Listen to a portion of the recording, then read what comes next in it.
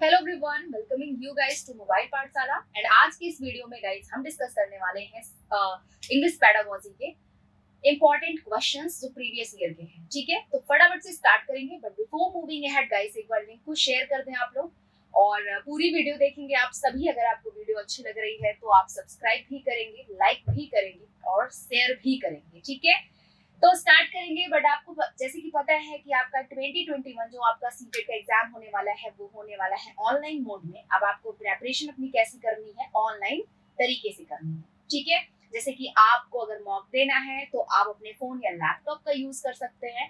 ठीक है, इस तरह का आप जो है मेथड यूज कर सकते हैं अपने तैयारी को करने के लिए। ठीक है, तो अब स्टार्ट करेंगे हम क्वेश्चंस करना। फटाफट से आ जाते हैं। पहला क्वेश्चन जो आज का हमारा इंग्लिश पेडागोजी का। हाँ, एक चीज और इम्पोर्टेंट बात ये है कि जो हमारे हिंदी पेडागोजी के स्टूडेंट है, यानी जिनका लैंग्वेज हिंदी है, वो भी इस सेशन को देखेंगे। उनकी इंग्लिश भी इम्प्रूव होगी, साथ ही साथ आपका पेडागोजी यहाँ से भी प्रिपेयर हो जाएगा। क्योंकि इंग्लिश पेडागोजी हिंदी पेडागोजी में केवल बस लैंग्वेज का डिफरेंस होता है, बाकी चीजें वही। ठीक है, आ जाइए स्टार्ट करते हैं। A teacher of class 5th wishes to teach a complex language structure from the syllabus she should। यहाँ पर कहा गया है कि एक 5th क्लास की टीचर चाहती हैं कॉम्प्लेक्स लैंग्वेज स्ट्रक्चर अपने स्टूडेंट को बताना, सिखाना। तो अभी उसको क्या करना चाहिए, टीचर को क्या करना चाहिए? यहाँ पहला ऑप्शन कहता है ask student to memorise the rule. देखो, ये जो मेमोराइज वर्ड है ये नेगेटिव होता है, इसलिए हम कभी भी इसको एज मतलब एप्रोप्रिएट आंसर इसको कंसीडर नहीं करेंगे। ठीक है, बिल्कुल।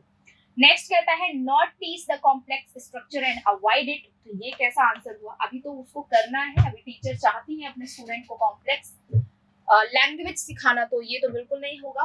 Focus on listening speaking practice instead of teaching grammar. Use a grammar game with a focus on this complex structure. दो ऑप्शन है, देखो दो मैंने एलिमिनेट कर दिया, दो ऑप्शन है, दोनों में से कोई एक हो सकता है जो मोस्ट एप्रोप्रिएट होगा। फोकस ऑन लिसनिंग, सुनने और बोलने पर हमें प्रैक्टिस करना चाहिए, ना कि ग्रामर पर। ठीक है, use a grammar game with a focus. Grammar game को आप फोकस के साथ देखिए, फोकस के साथ उसको करिए ऑन दिस कॉम्प्लेक्स स्ट्रक्चर। जो कॉम्प्लेक्स स्ट्रक्चर है, जब फोकस के साथ आप एज अ गेम उसको करेंगे तो आपको वो लैंग्वेज समझ में आ जाएगी। ठीक है, अब थर्ड ऑप्शन क्यों? अब क्या हो सकता है, थर्ड या फोर्थ? आंसर आप सभी करना है, आप सभी को करना है। फोकस, आप सुनने पर ध्यान अगर देंगे और सुन करके आप बोलने की कोशिश करेंगे तो क्या इससे आपको कॉम्प्लेक्स स्ट्रक्चर समझ में आएगा? बिल्कुल आएगा। और साथ में आप प्रैक्टिस कर रहे हैं इंस्टेड ऑफ टीचिंग ग्रामर। अच्छा, एक चीज बता दो, जब एक छोटा बच्चा उसकी जो नेटिव लैंग्वेज है, उसकी जो मदर टंग है, जब वो सीखता है तो क्या वो ग्रामर भी साथ में सीखता है?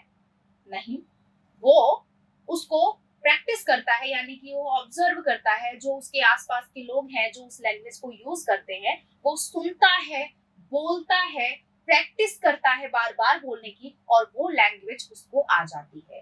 तो जब भी हमें कोई कॉम्प्लेक्स से कॉम्प्लेक्स चीज हमें सीखनी होती है तो बाय प्रैक्टिस हम सुनते, मतलब बाय प्रैक्टिस हम उसको सीखते हैं, और बाय प्रैक्टिस में क्या हम करते हैं? सुनते हैं और बोलने की कोशिश करते हैं। क्लियर? तो यहाँ पर आपका हो जाना है थर्ड ऑप्शन क्लियर। नेक्स्ट आ जाते हैं। As per Noam Chomsky's theory, the role of language acquisition device (LAD) helps children to। भाई, नॉम चॉम्स्की का जो LAD यानी लैंग्वेज एक्विजिशन डिवाइस का जो उन्होंने थ्योरी बताया था, वो बच्चों को कैसे हेल्प करेगा? Learn second language easily. आप दूसरी जो हमारी लैंग्वेज है, जो इंग्लिश मानी गई है, उसको आप बहुत आसानी से सीख सकोगे। Communicate actively in second language, generate grammar rules, initiate the language spoken by adult. ये एक आपका फैक्चुअल क्वेश्चन है जिसका आंसर हो जाता है third, generate grammar rules. Language acquisition device का यहाँ पर यूज करके हम कोई भी लैंग्वेज को, उसके रूल्स एक बार पढ़ करके उसको जेनरेट कर सकते हैं, उसको यूज कर सकते हैं। क्लियर? नेक्स्ट आ जाते हैं। Which of the following statement is correct? यहाँ पर आपको बताना है कि कौन सा स्टेटमेंट आपका करेक्ट है। 4 ऑप्शंस हैं आपके पास में, फटाफट से आप इनको बताइए। पहला ऑप्शन कहता है childrens first language is a hurdle in learning English. जो बच्चे की पहली भाषा होती है वो उसके लैंग्वेज सीखने में एक हर्डल यानी एक ऑब्स्ट्रक्शन यानी एक बाधा का काम करती है। तो ऐसा बिल्कुल भी नहीं है। जो बच्चे का पहला लैंग्वेज होता है, जो उसका जो मदर टंग होता है, वो उसको हेल्प करता है दूसरे लैंग्वेज को एक्वायर करने में। तो यानी कि पहला ऑप्शन तो यहाँ पर गलत हो जाता है। अच्छा, सेकेंड कहता है it is difficult to teach English as they use their first language in every aspect and ignore English. तो ये भी नेगेटिव आ रहा है और कभी भी हम नेगेटिव को बिल्कुल भी यूज नहीं कर सकते। हमें बताना है कि कौन सा करेक्ट है यहाँ पर, ठीक है। As a teacher you would like to give a list of English words on the very first day. अब अगर आपने इंग्लिश के वर्ड्स बच्चों को दिए हैं वेरी फर्स्ट डे यानी पहले ही दिन बच्चा स्कूल गया है और आप उसको बहुत सारे वर्ड्स दे दे रहे हैं इंग्लिश के, क्योंकि आप इंग्लिश को टारगेट मान के चल रहे हैं, तो क्या करेगा बच्चा? उसको मेमोराइज करेगा। बच्चा उन सारे वर्ड्स को याद करने की कोशिश करेगा। और जब भी आप आंसर में कभी भी आपको मेमोराइज या रट्टा मरवाने पर कोई भी आंसर फोकस कर रहा है तो वो नेगेटिव होता है, उसको कभी भी हम सही नहीं मानेंगे, ठीक है। फोर्थ कहता है children come to school with a treasure of experience and their mother tongue acts like a resource in learning English.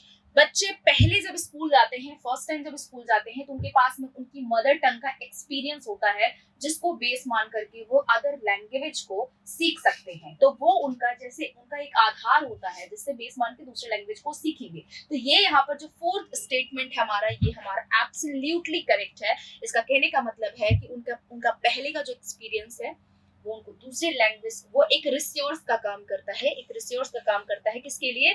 Target language के लिए। क्या? टारगेट लैंग्वेज के लिए जिसको हम सिखा रहे हैं बच्चे को, वो एक रिसोर्स का काम उनका मदर टंग करता है। नेक्स्ट आ जाते हैं, the study of how words combine to form phrase combine to form clauses and clauses join to make sentences is known as syntax. Syntax हमारा स्टडी करता है ग्रामर का। सिमेंटिक्स का मतलब होता है जब हम वर्ड्स की मीनिंग की स्टडी करते हैं तो उसको सिमेंटिक्स बोलते हैं। कोलोकेशन का मतलब होता है वर्ड टू वर्ड को जब हम ज्वाइन करते हैं तो वो हमारा कोलोकेशन होता है। जब वर्ड को वर्ड से ज्वाइन करोगे दो वर्ड्स को तो वो कोलोकेशन होता है। और कोलोकियल का मतलब होता है जब सार्काज्म लैंग्वेज हम यूज करते हैं तो उसको हम कोलोकियल बोलते हैं। क्लियर? नेक्स्ट आ जाते हैं। फिलहाल जो आंसर यहाँ पर होगा वो होगा आपका सिंटैक्स होगा, ठीक है। Next, English language has dash consonant sound. English language में कितने साउंड्स होते हैं? ठीक है, कॉन्सोनेंट साउंड्स कितने होते हैं? भाई जो हमारा वोवेल है, ये वोवेल हमारा होता है, कितना होता है? 5 होता है। ये तो पढ़ा है, बट ये एक चीज ध्यान में रखिएगा, ए ई आई ओ यू के बाद भी हमारे ऐसे कई जो अल्फाबेट्स होते हैं जो कैसा साउंड करते हैं? वोवेल की तरह। कई कॉन्सोनेंट हैं जो वोवेल की तरह साउंड करते हैं, तो उनको भी हम इंक्लूड करते हैं वोवेल में, ठीक है। सो वोवेल हमारे 5 होते हैं ग्रामर के अकॉर्डिंग, एंड अगर हम इसको 4 से मल्टीप्लाई करेंगे तो ये हो जाएगा 20।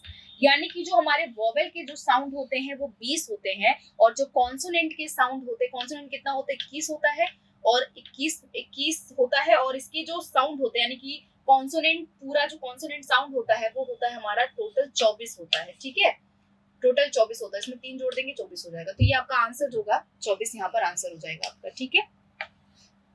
अच्छा, एक चीज ध्यान से, कंक्लूजन क्या निकला? जो वोवेल होता है उसमें आपके 20 साउंड होते हैं, जो कॉन्सोनेंट होता है उसमें आपके 24 साउंड होते हैं। क्लियर इतनी बात? Next guys, according to national curriculum framework 2005, English in India is dash in a multilingual country, ठीक है। तो आपका यहाँ फर्स्ट लैंग्वेज दिया है, सेकेंड फॉरेन लैंग्वेज दिया है, थर्ड अ ग्लोबल लैंग्वेज दिया है, और फोर्थ दिया है आपका एन एसोसिएट लैंग्वेज। तो आपका क्या होगा? देखो मैं आपको एक चीज बता देती हूँ, ध्यान से देखिएगा। जब भी इंग्लिश इस तरह का क्वेश्चन जब भी एग्जाम में पूछा जाएगा, English dash a language in India, a language in India, तो आप इस डैश में क्या यूज करेंगे? इस डैश में सेकेंड लैंग्वेज यूज करेंगे, ठीक है। लेकिन यहाँ मल्टीलिंगुअल अगर दिया हुआ है, मल्टीलिंगुअल अगर दिया है, देखो यहाँ जैसे दिया हुआ है, तो यहाँ पर आपका हमेशा क्या यूज करेंगे? आप ग्लोबल यूज करेंगे, जो कि आपका थर्ड ऑप्शन है। तो ये आपका आंसर हो जाता है। क्लियर? चलिए अब आते हैं नेक्स्ट। Seventh question है guys. A teacher divides the class in small groups and asks them to discuss and present their views on safe environment. Teacher अपनी क्लास में बच्चों को ग्रुप्स में डिवाइड कर देती है और उनको कहती है कि वो अपने व्यूज, अपनी क्रिएटिविटी यूज करे, अपने व्यूज बताएं, किस पे, सेव एनवायरनमेंट में बताएं, यानी पर्यावरण बचाओ पर बताएं। ठीक है, अब साथ ही साथ वो बच्चों को मतलब ये प्लान वगैरह बच्चों को बताने के लिए कहती हैं कि आप अपने व्यूज, अपने प्लान जो भी है आप अपनी क्रिएटिविटी यूज करके बताइए। साथ ही साथ वो बच्चों को फैसिलिटेट करती हैं, उनकी हेल्प भी करती हैं। तो इस प्रकार का जो हमारा टीचिंग अप्रोच है उसको हम क्या बोलेंगे? ठीक है, डिडक्टिव, नेचुरल, स्ट्रक्चर और कंस्ट्रक्टिविस्ट, क्या बोलेंगे हम बताइए। तो हमारा जब भी हम कोई चीज कंस्ट्रक्ट करते हैं, कोई चीज हम बनाते हैं, किसी चीज का निर्माण करते हैं, रचनात्मक तरीके से कोई चीज खुद से करते हैं, एज इट इज चीजों को हम यूज नहीं करते हैं, तो वो हमारा होता है कंस्ट्रक्टिविस्ट अप्रोच होता है। क्लियर? तो ये हमारा पहला ऑप्शन यहाँ पर क्या हो जाता है? करेक्ट हो जाता है। Clear? Next, a teacher of class 4th brought some interesting books and distributed them among the students.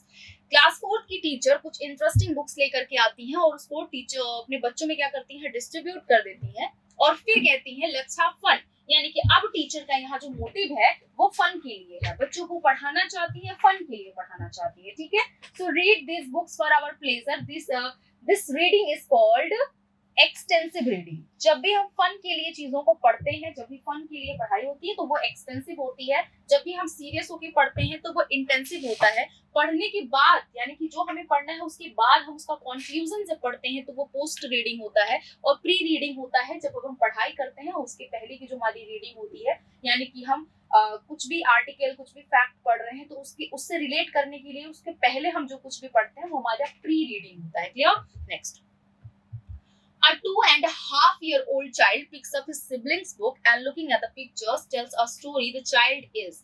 एक 2.5 साल का बच्चा जो है अपने भाई की बुक, अपनी सिबलिंग की बुक ले लेता है और उसमें जो स्टोरीज हैं, उनकी पिक्चर्स जो हैं, उनसे वो क्या करता है? उनको देख करके वो स्टोरी बनाने का काम करता है। मतलब कोई छोटा बच्चा है, कोई पिक्चर देख लिया तो वो खुद से क्या कर रहा है? उसी पिक्चर को देख करके स्टोरीज बनाता है, जैसे बचपन में हम और आप किए हुए हैं। तो अभी ये बच्चा जो है ये कैसा किस तरह का जो है एक एक्टिविटी कर रहा है और इसको हम क्या बोलेंगे? फर्स्ट कह रहा है एमर्जेंट राइटर।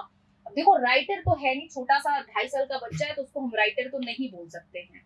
एमर्जेंट स्टूडेंट भी नहीं बोल सकते, 2.5 साल का बच्चा स्टूडेंट यहाँ नहीं है। ठीक है, अब यहाँ है आपका थर्ड जो है एमर्जेंट रीडर, तो ये आपका जो है ऑप्शन आपका ये करेक्ट है। राइटर हम यहाँ पर नहीं करेंगे। एमर्जेंट स्टोरी राइटर, राइटर तो है नहीं 2.5 साल का बच्चा, वो बस फन के लिए स्टोरीज बना रहा है, तो उसको हम क्या बोलते हैं?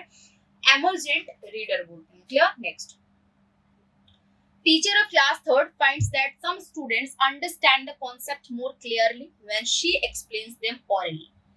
टीचर क्लास 3rd की टीचर जो है क्लास 3rd की, वो बच्चों को कोई कॉन्सेप्ट जो है उनको वो क्लियरली जो है बता देती हैं और उसके बाद से उनको एक्सप्लेन करती हैं, ओरली एक्सप्लेन करती हैं, यानी मुंह से उसको एक्सप्लेन करती हैं। तो there learning style is auditory.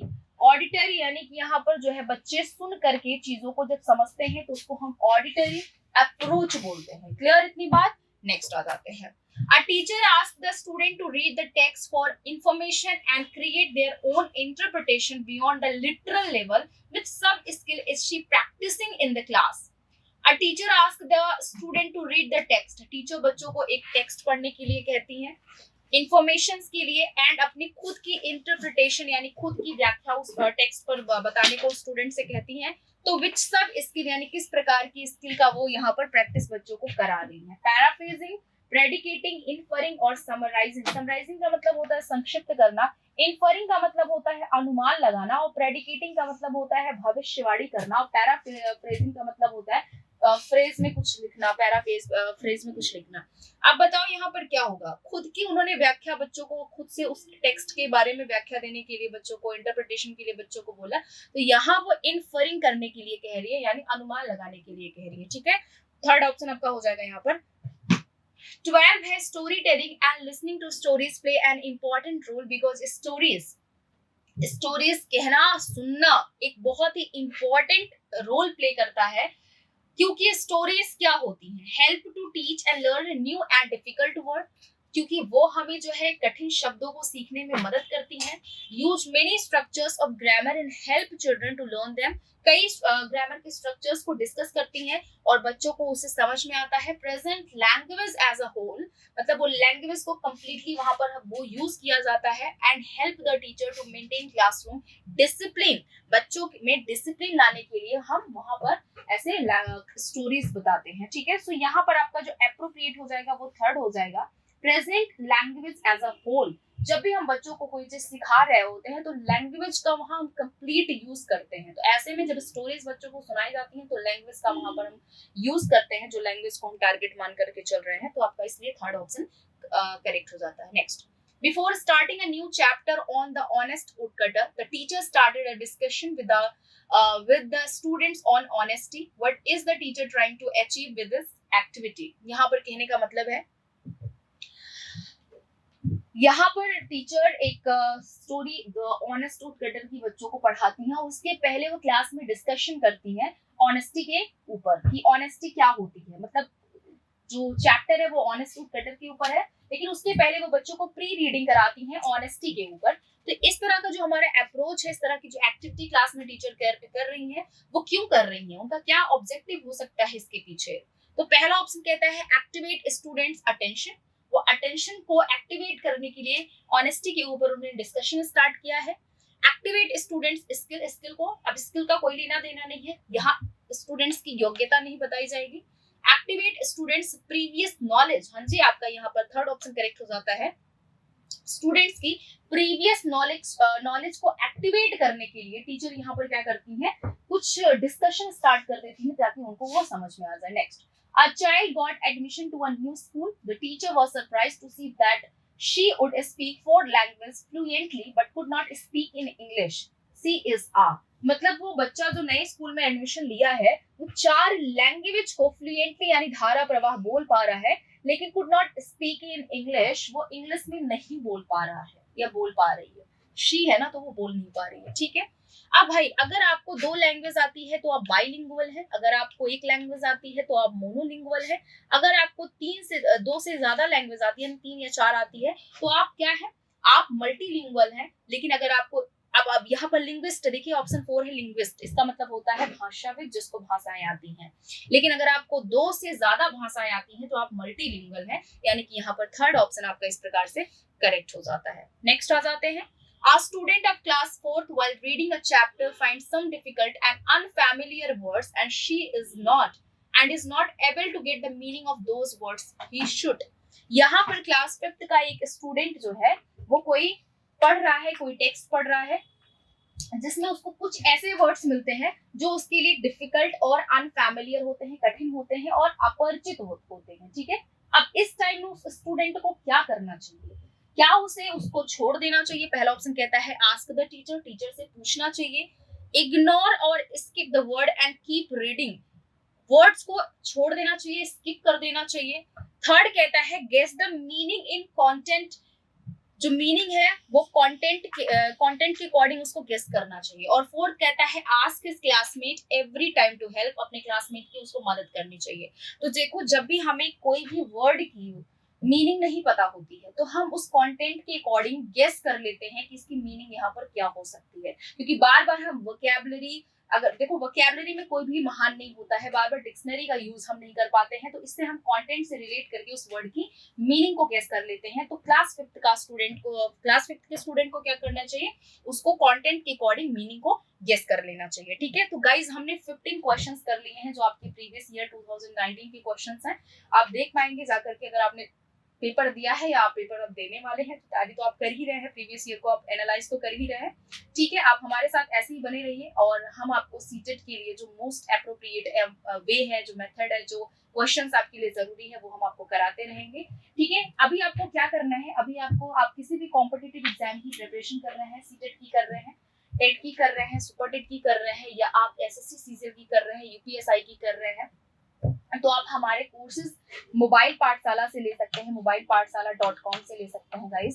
और हमारे एप्लीकेशन को भी आप गूगल प्ले स्टोर से डाउनलोड कर सकते हैं। mobilepathshala.com, आपको नीचे लिंक मिल जाएगी, आपको जाकर के वहाँ क्लिक करना है और उसके बाद से आप हमारे कोर्सेज को एक्सेस कर सकते हैं। कोर्सेज में वो सारे मटेरियल्स हैं जो आपके एग्जाम के लिए यूटिलाइजेबल है। पीडीएफ, वीडियो लेक्चर्स तो आपको मिलेंगे, सारे पीडीएफ्स मिलेंगे, ठीक है। तो आपके लिए वो एक बेस्ट वे रहेगा जिससे आपकी तैयारी बहुत ही धूमधाम से हो पाएगी।